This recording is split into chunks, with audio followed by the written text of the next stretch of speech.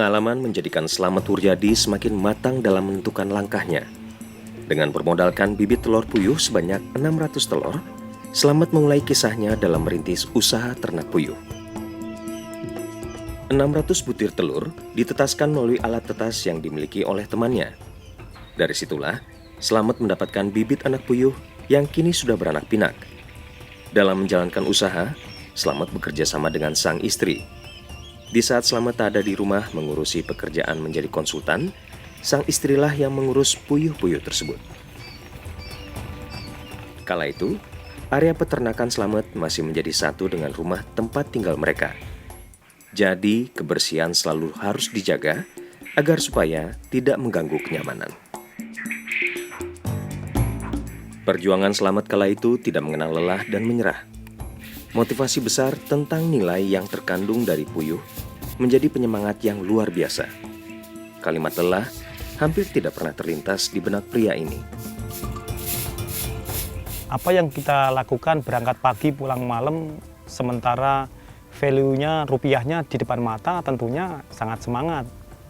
Dan ini saya bisa bercerita kepada rekan-rekan bahwa kerja apapun itu di depan sudah tersedia rupiah yang menjanjikan, tentunya akan menjadi motivasi kita. Karena peluang wirausaha puyuh ini sangat besar sekali peluang pasarnya begitu. Selain menekuni peternakan, Slamet didaulat juga menjadi konsultan di Dinas Peternakan Cianjur. Hampir setiap hari, waktu Slamet habis untuk memikirkan pekerjaannya. Diawali pagi-pagi buta, dia sudah memulai aktivitas, dan diakhiri gulita, Slamet baru pulang ke rumah. Saat bapaknya kerja jadi konsultan di Cianjur, di Dinas Peternakan Cianjur. Dia pergi jam 2 malam, pulang jam 10 malam. Terus saya buka peternakan puyuh di belakang kecil-kecilan dengan 1000 puyuh. Anak saya masih kecil, nggak punya pembantu, nggak ada yang bantuin. Yang besar aja baru kelas 2 SD, yang paling kecil 10 bulan, umur 10 bulan, saya sambil ngurus puyuh, sambil motong rambut, sambil rias. Itu perjuangan yang sangat benar-benar sulit. Nah, di situ saya kadang begini, Pak, mikul terlalu berat juga jadi beban buat kita. Ya saya nggak memaksakan. Kalau memang mau dilepas silahkan lepas kan gitu. Kalau memang mau lanjut, yuk kita berjuang sama-sama kan gitu.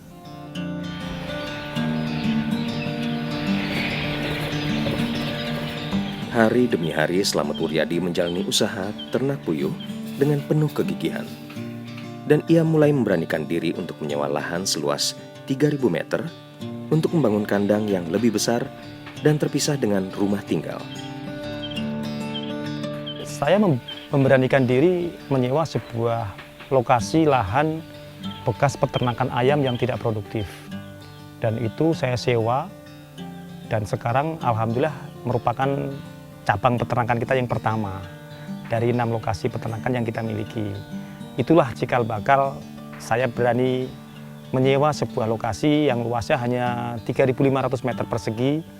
Saat ini bisa menampung 31.000 sampai 40.000 ekor puyuh.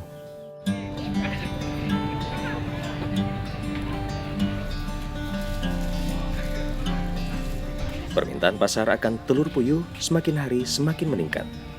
Ini mengakibatkan kurangnya modal yang dialami Slamet untuk membesarkan kapasitas ternaknya. Guna memenuhi kebutuhan itu, Slamet memberanikan diri untuk mencari tambahan modal.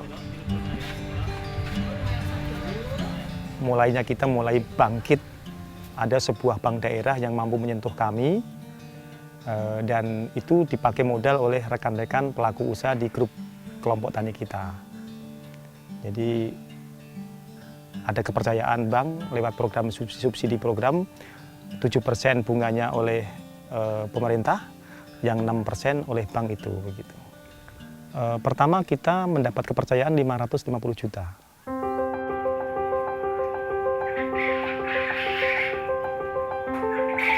Dengan dana bantuan pinjaman dari bank itulah, Slamet mulai mendapat angin segar dalam menjalani usaha. Dia hampir tak ada kesulitan dalam mencukupi kebutuhan akan telur puyuh. Lahan seluas 3.000 meter yang tadinya sewa, kini sudah terbeli dan menjadi hak miliknya. Kapasitas produksi telurnya pun semakin meningkat pesat. Dari uang itu, kita gunakan untuk pemberdayaan sapronak, sarana produksi peternakan yaitu bibit, pakan, dan lain-lain, yaitu bangunan serta obat-obatan. Nah, itu ada di satu kawasan sehingga kita merasa aman, jauh dari gangguan, jauh dari ketidakjujuran, dan itu mampu menjadikan kelompok-kelompok kita menjadi kelompok yang mempunyai nilai lebih, jadi lebih kepada profit. Karena saat itu kita bermula dari ingin terberdayakannya masyarakat. Saya waktu itu memberanikan diri membuat sebuah kelompok tani, dan itu disarankan oleh dinas terkait menjadi sub.